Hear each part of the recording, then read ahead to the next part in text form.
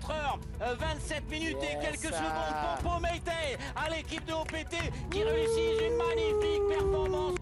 La victoire de la team OPT à la Vodafone Channel Race Tahiti.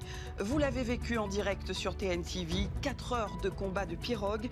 Revivez sur la vague, course, temps fort et émotion de cette 6e édition. Stop à la maltraitance animale. 500 manifestants à Papeete ce matin. De la rue aux tribunaux, évoquons ce phénomène mondial de violence. Et les femmes sont en première ligne. Quel traitement judiciaire? Éclairage de Gwenola Jolie-Coz, la première présidente de la Cour d'appel, est avec nous ce soir. Le heiva dans le sang et le talent entre les mains, portrait croisé de percussionnistes, de père en fille, Heura et Iriti, dans un reportage inédit à découvrir en fin de journal.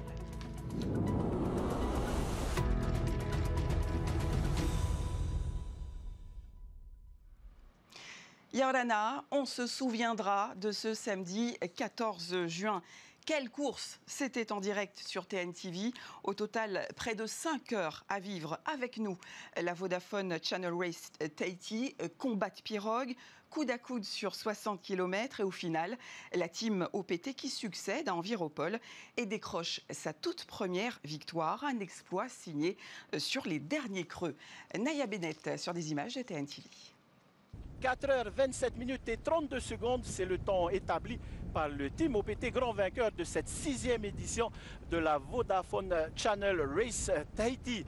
Le team OPT qui s'impose face à Shell, un combat qui s'est soldé par la victoire. Donc ce team OPT au niveau du pont de Motuuta, puisque combat il y a eu aussi bien à l'avant-poste que pour les 2e, 3e, 4e et 5e places. 3e place aujourd'hui pour Bora Bora avec Toa Amok qui s'est imposé face au vainqueur de l'an passé, à savoir Enviropol, dans un temps de 4h33. Combat il y a eu à l'avant et combat il y a eu également à l'arrière. Au niveau des vétérans également, puisque chez les vétérans 40 ans, c'est le team ETT qui s'impose devant Nunueva.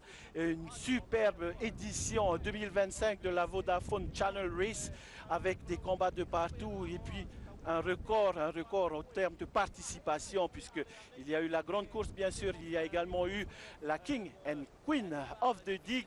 Et donc, gros spectacle avec le team OPT qui s'impose pour cette édition 2025. Oui, et il y en avait pour tous les goûts ce week-end, pour les rameurs, on l'a vu, mais aussi pour les trailers.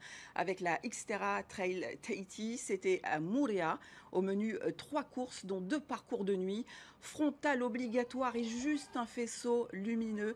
Pour le marathon, victoire de Delbyville à Gongora en un peu plus de 4 heures. Et chez les féminines, coup de chapeau à Aurélie Stilland en 5h33. Souvenez-vous de cette vidéo qui a choqué le Fénois, ce chien battu à Paea sur une plage, un énième cas de maltraitance animale, un thème qui a mobilisé ce matin 500 personnes à Papeete. C'était un appel de l'association Stop à la cruauté animale. Sur place, Thomas Chabrol. Une nouvelle vie pour Lola qui ne peut marcher que grâce à un chariot roulant. Cette chienne a été percutée par un véhicule. Ses nouveaux maîtres ne sont pas restés insensibles à sa souffrance et l'ont adoptée. Elle a été percutée, elle a été laissée peut-être pour morte sur le bas-côté, donc c'est aussi c'est une injustice pour elle et la personne aurait pu s'arrêter, au moins la déposer chez un vétérinaire. Des chiens blessés, laissés à l'abandon, affamés ou victimes de coups, c'est le quotidien des associations de protection animale. Ensemble, elles haussent le ton et en appellent aux élus pour réagir. Ça fait des années que les animaux sont torturés. Tahiti est un paradis sur les cartes postales, mais un enfer pour de nombreux animaux. Face aux actes de cruauté, les associations encouragent la population à dénoncer les faits. Il y a 3 jours encore, un chien, prénommé Thibaut, a été tué à coups de marteau. C'est atroce, c'est atroce. Il faut que ça l'arrête. Et ça, c'est quelqu'un qui a appelé mon association pour dénoncer. Et nous, on l'a aidé dans la démarche. Le but est juste de dénoncer. Comme ça, au moins, on voit ce qui se passe et pour que les personnes soient punies. De la place Taraoi jusqu'à la présidence, 500 personnes, certaines avec leurs compagnons à 4 pattes, ont marché ensemble. Des chiens et même des chevaux ont aussi rejoint le cortège mené par leur maître. Heureusement qu'il y a des personnes qui parlent et heureusement qu'il y a beaucoup de personnes qui sont là pour les aider. Donc que ce soit ici en ville, que ce soit à Vapara, que ce soit ailleurs à la presqu'île, dans les îles aussi. Donc de plus en plus, les personnes prennent conscience et font des choses pour les animaux. Donc en tout cas, merci pour tout. En gros, Tahiti, c'est joli sur carte postale, mais quand tu arrives ici et que tu vois la réalité pour les animaux, c'est pas le top, quoi. Du coup, cette occasion-là, ça permet de montrer en gros la réalité qu'il y a ici. Dans leur doléance, la SCAT et les autres associations demandent notamment l'application des lois existantes contre les actes de cruauté envers les animaux, plus de soutien ou encore la création de refuges. Elles ont remis un courrier à la présidence pour signifier que la maltraitance animale ne peut plus être ignorée. Yaolana Gwenola Jolicose, merci d'être avec nous ce soir. Vous êtes la première présidente de la Cour d'appel de Papeete. Cette actualité vous parle, hein, j'imagine, non pas pour les animaux spécifiquement, mais sur la thématique des maltraitances. Est-ce qu'on peut dire que toutes ces violences sur autrui font appel au même mécanisme ? Cette manifestation montre que les Polynésiens et les Polynésiennes sont mobilisés contre toute forme de violence qui se déploie dans les foyers. Alors vous donnerez ce lundi une conférence à 16h à l'Université de la Polynésie française sur le traitement judiciaire des violences faites aux femmes. Pourquoi cette conférence ? Alors la Cour d'appel de Papeete et le barreau ont souhaité ensemble mettre en place cette conférence sur la lutte contre les violences faites aux femmes, car il est vrai que ce sujet est fondamental partout dans le monde, mais aussi en Polynésie française. Il faut dire aussi que c'était l'occasion du passage sur le territoire de la Polynésie de maître Guillaume Barbe, qui est un avocat spécialisé dans la question de la lutte contre les violences faites aux femmes et qui a été désigné par la France comme étant en charge d'évaluer les politiques publiques de lutte contre les violences faites aux femmes partout en Europe. Donc on a trouvé qu'une conférence à 2 voix était une bonne idée. Ce sera aussi l'occasion de mettre un nom sur des situations qui pourraient arriver dans la vie courante et qu'on n'identifie pas forcément. Si je prends l'exemple du contrôle coercitif, vous allez me dire c'est un terme complexe et technique. Dans la vie, comment cela se manifeste ? Alors, parler maintenant de contrôle coercitif, c'est utile pour nous pour penser les violences faites aux femmes. Le contrôle coercitif, qu'est-ce que c'est ? C'est en fait un mécanisme de domination par le contrôle et la surveillance. De quoi s'agit-il ? Par exemple, surveiller les vêtements, les sorties, le travail, les amis, le lieu de vie. Globalement, en fait, avoir des micro-contrôles et micro-régulations de la vie qui, finalement, pris isolément, un par un, pourraient sembler anodins, mais que lorsqu'ils sont listés et mis en cohérence, on comprend que ce sont des outils au service de la domination des hommes sur les femmes. Alors à propos de ce contrôle coercitif, d'autres pays ont ouvert la voie. Ce type de violence est dans la conversation judiciaire, on va dire, depuis plusieurs mois en France. Où est-ce qu'on en est concrètement ? Alors j'ai rendu des arrêts qui ont fait jurisprudence le 31 janvier 2024 pour montrer que les magistrats français pouvaient s'emparer d'un concept psychosocial pour faire jurisprudence et pour faire avancer le contrôle en fait et la surveillance de ces actions masculines sur les femmes. Le législateur a voulu s'en emparer, ça n'est pas encore achevé, mais c'est bien l'intention de la France de légiférer sur le contrôle coercitif. D'autres mots sont évoqués lundi, le surmeurtre par exemple, comment l'expliquer ? Le surmeurtre, c'est l'idée que les cadavres de femmes ne sont pas les mêmes que les cadavres d'hommes. Parce qu'en réalité, lorsqu'un homme tue une femme, une sorte d'acharnement meurtrier fait que les coups portés seront multiples et qu'il y aura souvent 2 modes opératoires. Alors les mots sont importants, Gwenola Jolicose, nous médias, mais aussi les observateurs, les commentateurs. On a longtemps qualifié ces faits divers qui ont concerné les femmes de drames familiaux, mais ce sont des féminicides. Vous avez été la première à utiliser ce terme. Quel changement y a-t-il eu depuis dans le code pénal, s'il y en a eu du moins ? Alors il n'y a pas eu de changement dans le code pénal. Mais il y a eu un changement sociétal majeur depuis que nous utilisons ce mot féminicide. Pourquoi ? Parce que féminicide, s'il n'est pas nécessaire judiciairement, est un mot qui a eu une force mobilisatrice incroyable dans la société. Ce mot, il a permis tout à coup de rendre une réalité visible. Ce sont bien des hommes qui tuent les femmes parce qu'elles sont des femmes, et notamment parce qu'elles n'obéissent pas à ce qu'il leur est demandé par leurs compagnons. Donc féminicide est un mot très mobilisateur. C'est aussi un mot qui, en dehors du fait d'avoir un sens propre, a une sorte de direction. Il nous dit, il faut faire stopper ces violences. Alors rappelons le contexte polynésien. On détient un triste record national, on peut le dire. On a l'un des ratios les plus élevés de violences intrafamiliales, avec des chiffres 2 fois supérieurs à la moyenne nationale. Comment l'expliquer? Est-ce qu'on peut l'expliquer par la lenteur de la justice, par un contexte ou des outils qui ne sont pas suffisamment utilisés? Je crois surtout que nous avons besoin de travailler sur ces chiffres. Je crois que la Polynésie française a besoin de mieux connaître les réalités et c'est pour cela qu'avec la vice-présidente Madame Gagnon, vice-présidente du gouvernement, nous avons décidé ensemble de nous engager dans la création d'un observatoire des violences faites aux femmes en Polynésie française afin précisément de fournir des chiffres. Nous sommes en train de fabriquer des chiffres inédits qui vont nous permettre de réfléchir. Les chiffres jusqu'à présent étaient faux ou pas stabilisés. Pourquoi? En tout cas, pas assez solides pour permettre d'avoir des analyses à partir de ces chiffres. Et donc, il nous a semblé indispensable de travailler plus et mieux pour fournir désormais de nouvelles connaissances à la Polynésie. Et notamment, je dois le dire, des chiffres judiciaires afin de mieux comprendre ce qui se passe dans les tribunaux en Polynésie. Alors, certains diront un outil de plus. Que va-t-on en faire concrètement? Quelle action? Alors, ça va servir à fournir des actions de politique publique. Nous ne pouvons pas mener de politique publique sans avoir de chiffres fiables, sans être solides dans nos connaissances, avant de pouvoir avoir des analyses qui serviront ensuite à mener des politiques publiques. Quelle sera la date? Quel sera le calendrier dans ce travail? Alors, l'idée pour nous est de travailler sur une date symbolique, bien sûr, le 25 novembre, qui est la journée internationale de lutte contre les violences faites aux femmes. Ainsi, nous souhaitons, pour le 25 novembre 2025, en Polynésie française, pouvoir pour la première fois éditer un document qui sera une sorte de référence désormais en matière de chiffres sur les violences faites aux femmes en Polynésie.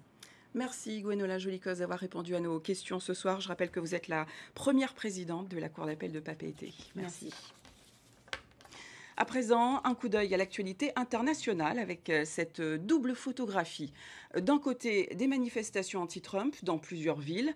De l'autre, une parade militaire pour les 250 ans de l'armée américaine avec, en toile de fond, l'anniversaire de Donald Trump. À Washington, notre envoyé spécial, Ramzi Malouki.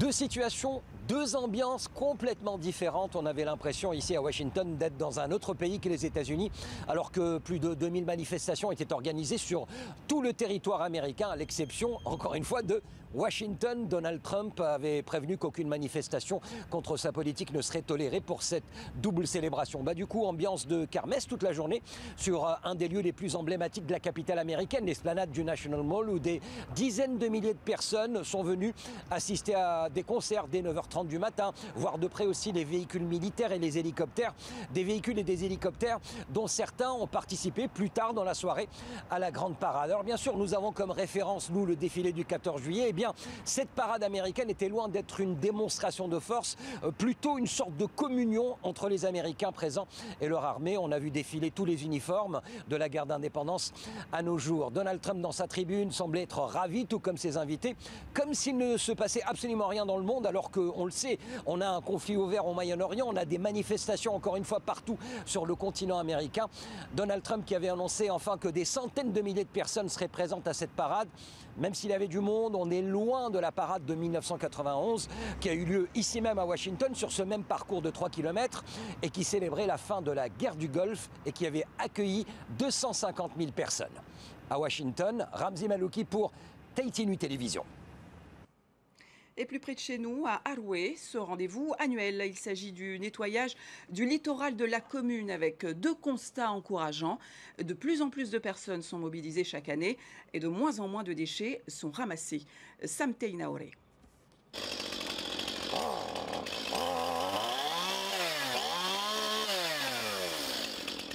Le matériel est vérifié avant le lancement de l'opération. Ces tronçonneuses serviront à découper les troncs d'arbres repérés la veille. Oui, parce que hier j'ai été repéré un peu. Parce que là, sur la plage de Tombeau-du-Roi jusqu'à la Fayette, il y a plus de troncs d'arbres. Ça, on va sortir ça aujourd'hui. Ces troncs d'arbres flottant sur le lagon peuvent endommager les coques des bateaux, surtout à la nuit tombée. Elles sont attachées puis remorquées jusqu'à l'équipe de découpage.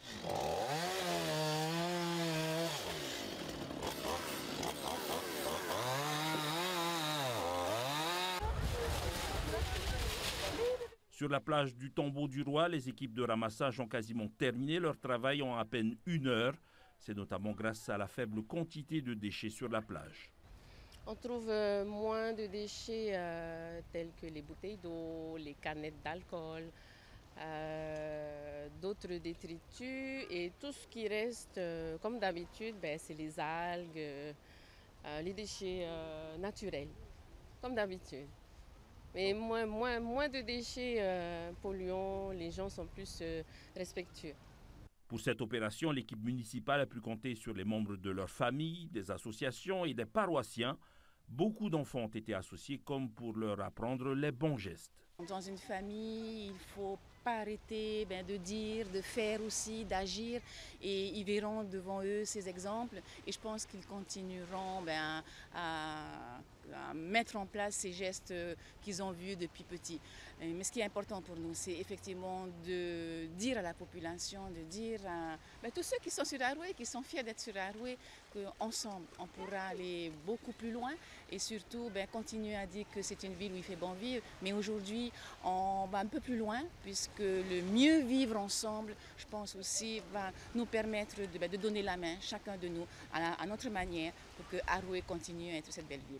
L'opération de nettoyage du littoral de Arouet n'a duré que 2 heures cette année grâce au nombre grandissant de bénévoles, mais surtout grâce à la quantité moins importante de déchets, une preuve que la préservation de l'environnement gagne de plus en plus de conscience. Et avant de refermer ce journal, vous n'oublierez pas ce qui va suivre. Imaginez le célèbre Iriti Hoto et sa fille Heiura. Lui, une légende des percussions polynésiennes. Elle, sacrée en 2022 meilleure chef d'orchestre espoir du Heiva. 2 parcours, 2 talents, une même passion, partagée au fil des années. Hemanu Manutai et Tauti Taonyamusan.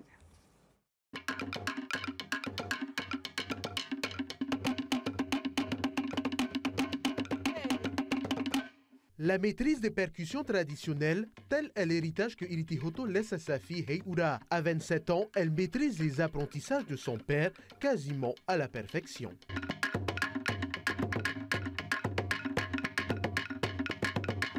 Nous, on n'avait pas le choix, on était là, on apprenait. Et après, il ne fallait pas se tromper. Il dit c'est comme ça, tu te trompes, il te tape ou voilà, il t'insulte. Nous grands, il nous dit viens là, viens t'asseoir là. Hein. Et paye à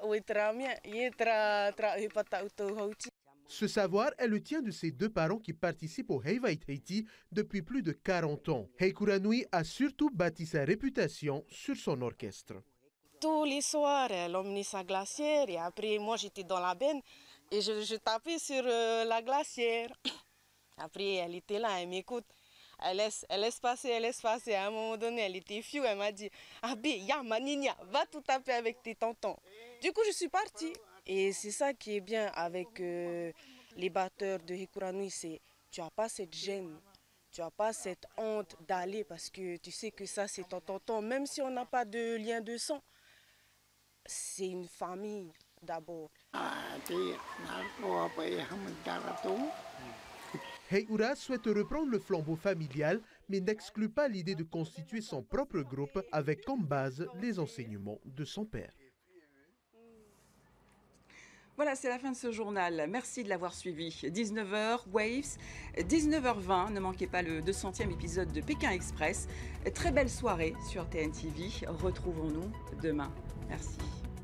Retrouvez ce journal en replay sur notre site internet et notre application mobile TNTV.